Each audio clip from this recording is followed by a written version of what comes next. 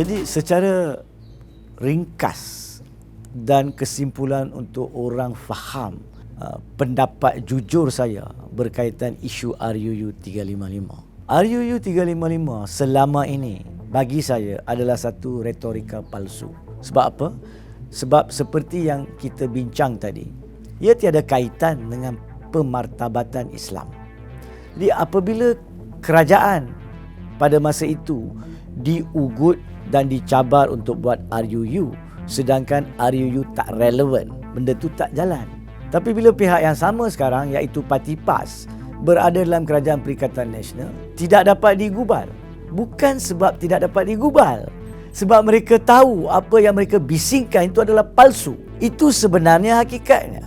Jadi bagi saya, kalaulah ada lepas daripada ini, di mana-mana PRU yang akan datang ataupun mana-mana majlis yang akan datang, kalau ada pihak-pihak berkenaan yang mengatakan RUU 355, tolong bagi tahu kepada para pemimpin tersebut kalau inilah RUU 355, sebenarnya dari segi perlembagaan dan perundaan RUU 355 itu boleh dibuang dalam tong sampah sebab dia tak ada relevan. Yang relevannya adalah buang klausa pengecualian di dalam jadual 9 item 1 perlembagaan. Bila itu dibuang, maka RUU 355, 366, 377 semua pun selesai masalahnya. Kalau orang mengatakan bahawa RUU 355 adalah satu perkara yang dipolitikkan, saya setuju.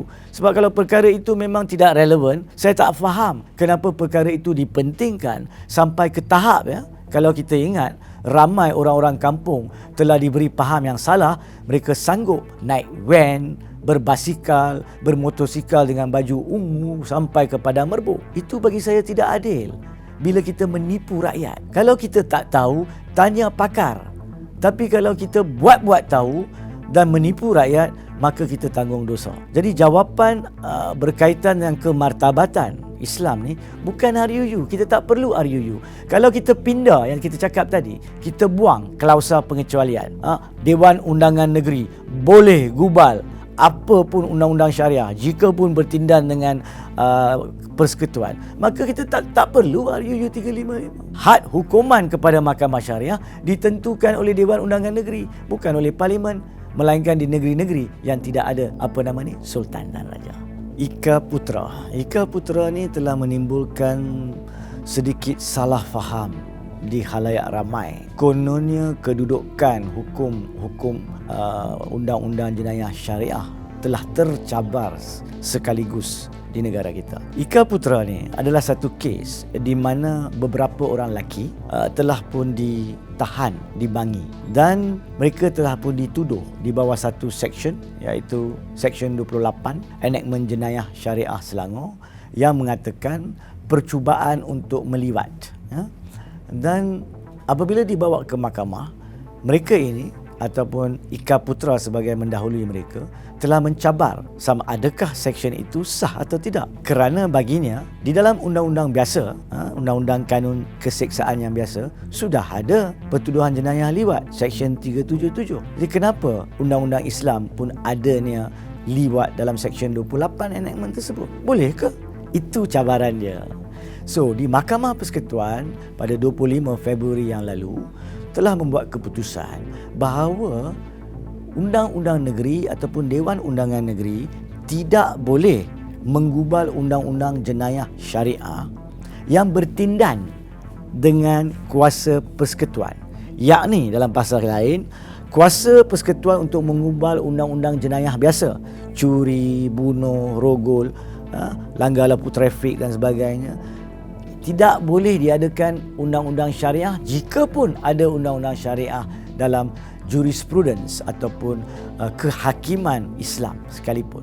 Jadi apa yang boleh dibuat dalam fahaman Mahkamah Persekutuan ni adalah contohnya perkara yang melibatkan arahan-arahan agama saja. Yakni kalau kita tak puasa, kan ada enakmen jenayah mengatakan boleh ditangkap dan dikenakan hukuman, tapi tak puasa ni bukan bidang kuasa persekutuan, jadi boleh ada di situ. Tak pergi sembahyang Jumaat contohnya, ataupun khalwat, sebab khalwat tidak ada undang-undang seperti itu dalam undang-undang biasa. Begitu juga dengan berzina, sebab di undang-undang di syariah ni, zina zina adalah salah, tapi undang-undang biasa kalau seorang lelaki dan perempuan walaupun tak berkahwin secara sukarela melakukan hubungan seks, itu tak salah.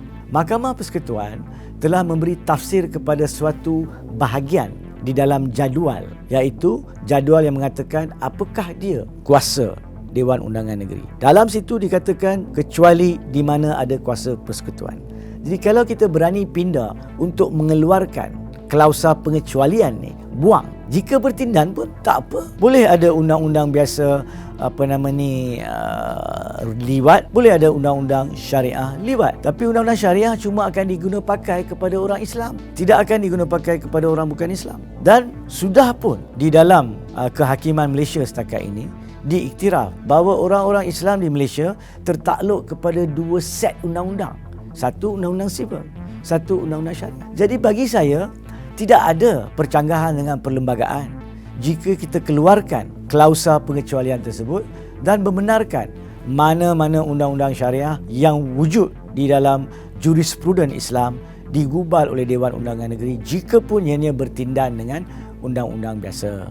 Jadi bagi saya ini terletak kepada keberanian pihak politikus. Sebab nak pindah ni perlembagaan macam kita bincang, dia kena 2/3 di parlimen. Jadi adakah mereka berani utamakan kepentingan rakyat atau cuma nak pentingkan retorika bangsa dan negara yang mereka sebut, tapi sebenarnya mereka tidak laksanakan dengan betul. Soalan ni patut diajukan kepada 220 ahli parlimen. Bagi diorang jawab dan kita lihat kejujuran jawapan mereka.